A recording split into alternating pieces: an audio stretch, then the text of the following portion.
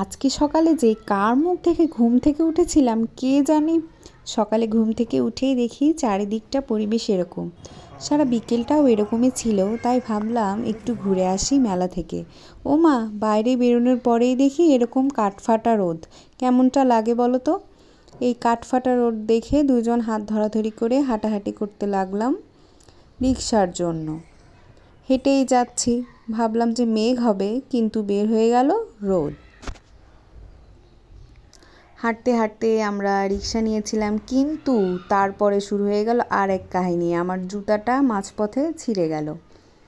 মেলা দেখার তো 12টা বেজে গেল। এখন এই জুতা সারতে এসেছি। জুতা যারা সারে তাদের কাছে, তারা তো খুবই ব্যস্ত, কেউ ঠিক করে দিতে রাজি নয়। 3-4 জনের কাছে ঘোরার পর অবশেষে আরেকজন আসলো, তার কাছে নিয়ে গেলাম। কিন্তু যে পরিমাণে রোদ, এখানে তো দাঁড়িয়েই থাকা যাচ্ছে না। সূর্যটা দেখো একদম দাঁড়িয়ে আছে সোজা হয়ে আমার মুখের সামনে। আমরা রেল স্টেশন পর্যন্ত এসে তারপরে জুতাটা ছিঁড়ে গেছে। এখন এটা ঠিক করছি। অবশেষে একজনের কাছে দেওয়া হলো ঠিক করার জন্য।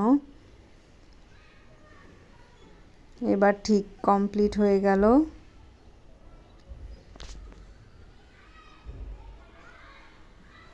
আর জুতা সারতে সারতে আমি ওনাদের এক জোড়া জুতা পরে আছি, অনেক বড় হচ্ছিল পায়ে, তাই ক্লিপটা নিলাম যে কীরকম লাগছে আমাকে। একটু কিউটই লাগছিল।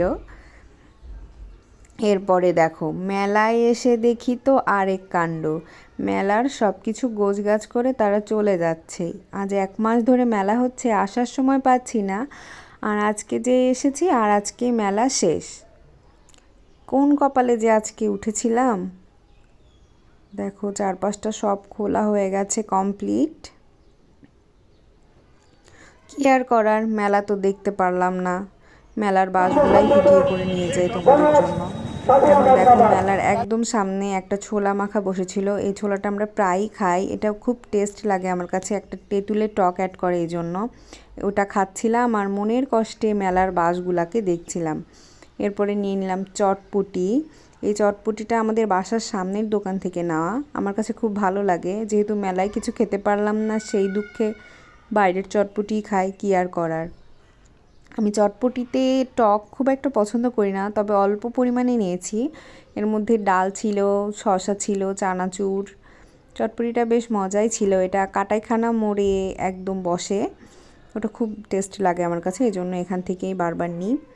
আমার কাছে চটপটি ফুচকা দুইটাই ভালো লাগে, কোনটা রেখে কোনটা খাবো বুঝতেই পারি না। তো আমার জামাই নিয়েছিল ফুচকা, এই জন্য আমি চটপটি নিয়েছিলাম।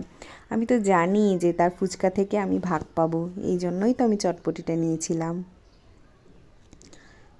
মশার কামড় খাচ্ছি, সাথে চটপটি খাচ্ছি মজা করে, দুটাই একসাথে হচ্ছে। মশারও খাবার হচ্ছে, আমারও হচ্ছে।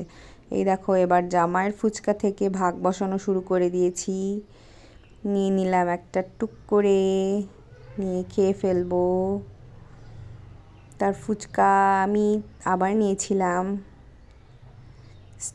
এখানেই শেষ করছি আজকে আমার এই ভিডিওটা। ভালো লাগলে অবশ্যই ফলো করে পাশে থাকবে। শুভ বিকেল।